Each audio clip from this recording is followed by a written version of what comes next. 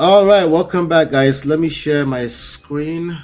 Let's get into this. All right, so we're on premium times. We're on premium times. We're going to review this from premium times.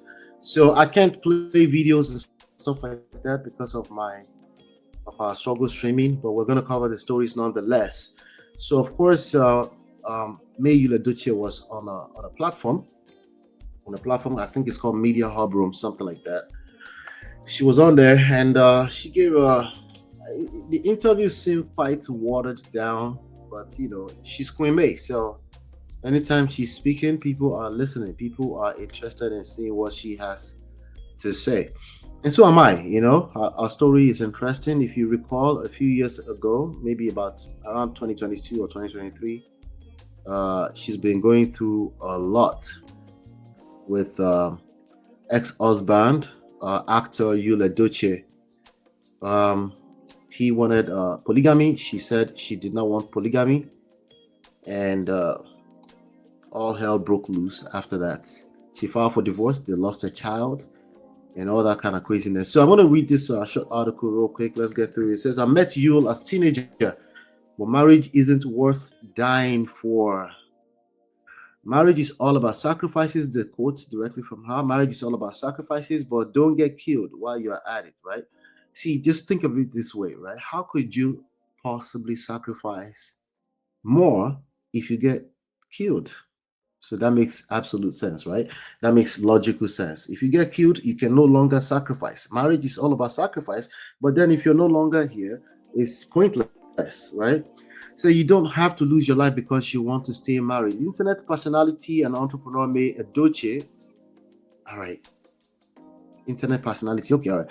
May Edochie has revealed how she met her estranged husband, controversial actor Yul-Edochie. Yul and May married in 2004 and have 3 sons and a daughter. However, their marriage collapsed after May filed for divorce in 2023. Right? So that was 2023, but their drama started in 2022, I think. Premium Times reported that the divorce case ongoing before the Federal Capital Court, High Court in Abuja, has been stalled 4 times, with the most recent adjournment occurring on February 6, 2025. May reviewed how she met the 43-year-old actor in a viral video with Media Room Hub on Monday. All right.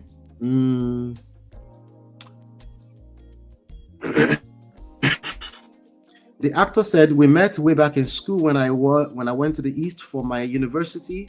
We didn't attend the same school. I went to Enugu State University of Science and Technology while he went to Uniport. It's not a party. We met at the GCE Center. GCE is like, okay, I did GCE. What would you call it? Like a high school diploma exam or examination. So that would be like examination center. We were kids when we met. We were teenagers. I can't remember our age when we met. Blah blah blah. Marriage. Additionally, May maintained that marriage is a beautiful institution, emphasizing that she is family oriented. Okay, we still have people saying marriage is a beautiful institution, so it's still a good day. Eventually, you might start having people saying, you know what, scatter it. The same way people are saying about patriarchy right now. Eventually, if we're not careful, we might get to a space where people will start to say, you know what, that marriage institution thing is diabolical. It's the enemy. Scatter it. Egalitarian all the way. Let everybody do what they want to do. Eventually, we might end up in that kind of space. Anyway, so marriage is a beautiful thing. I see it as something that should be compromised, that should not be compromised. Okay, that a lot of that is still sentimental. I think I align with her, but I think it's also sentimental. And basically, love yourselves, respect yourself. Marriage is all about sacrifices, but don't get killed while you're at it. You don't have to lose your life because you want to stay married. Give your best.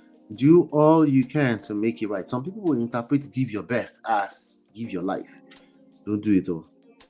Anyway, because we all come from different backgrounds, different orientations about life and all of that.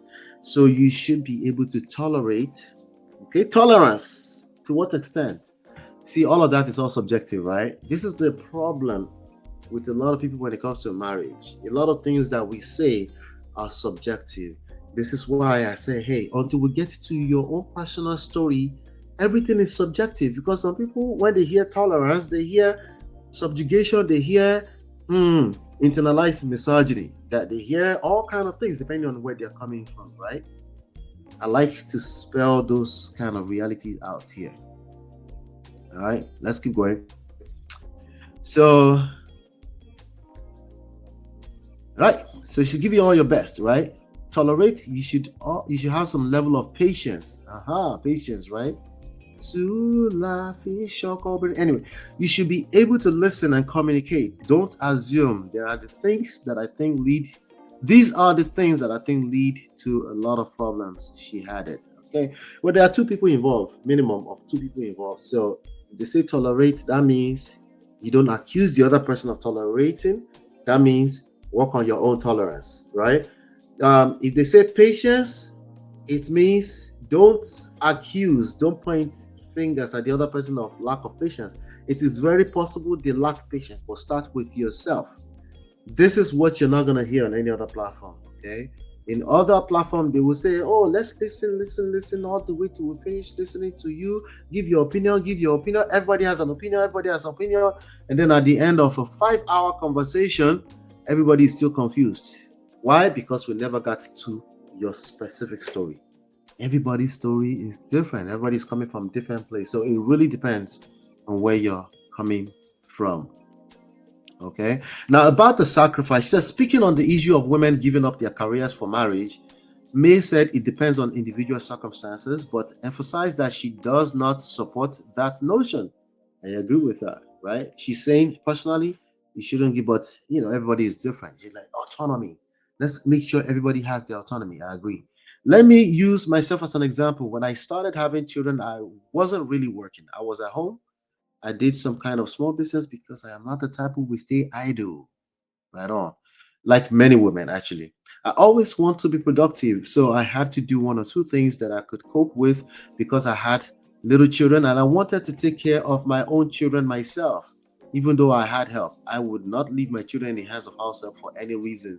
This is my personal decision, and my children would complete 3 years before they go to school. It is my personal decision. It was working for me. Okay, somebody's like, it was working for you. Are you telling me that I should go and do it? Because what is the end of the story? The marriage scattered. Uh, yeah, I don't know. Everybody's coming from a different place. Just look at where you are today. It is a blessing. It might not feel that way, but this is an opportunity for you to build a foundation the right way. Okay, never mind what happened. So, what were you looking at? Never mind all that. Today, it's a brand new day. It's a blessing. You just had a child because you also need to bring in income for these children to be cared for. So you just have to find a balance and find some things that work, said the actress. All right. Okay. All right. So let me share this with you. Here's a quick lesson that I really just want to share with you when it comes to all of this. We can go back and forth and have strong opinions about what is or what is not supposed to be. Shout out to Marriott. Marriott, shout out to you. I appreciate you for being here. The bottom line here is self. Everything starts from self. No matter where you find yourself, if you are pouring from an empty cup, everything is going to eventually collapse. Unfortunately, you might even end up resenting your old history. So wherever you are today is the blessing. If you keep reflecting back to what could have, what should have been, all that kind of stuff, you're probably going to eat up into the rest of your life. It's going to even get worse. So prioritize your self-worth.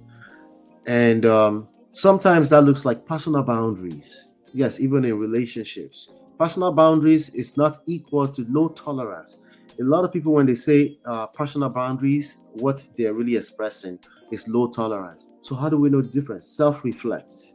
Make sure you're not operating from a place of selfishness and calling it boundaries, or low tolerance and calling it boundaries. But you will need some level of boundaries because you don't, precisely because you want to make sure you're not pouring from an empty cup. Okay. And like I said already, love and marriage should never cost you your life, your peace of mind, and dignity. But let me know if there's anything else you would like to extract as types of lessons maybe that I missed in any one of this. Let's move on to the rest of the story.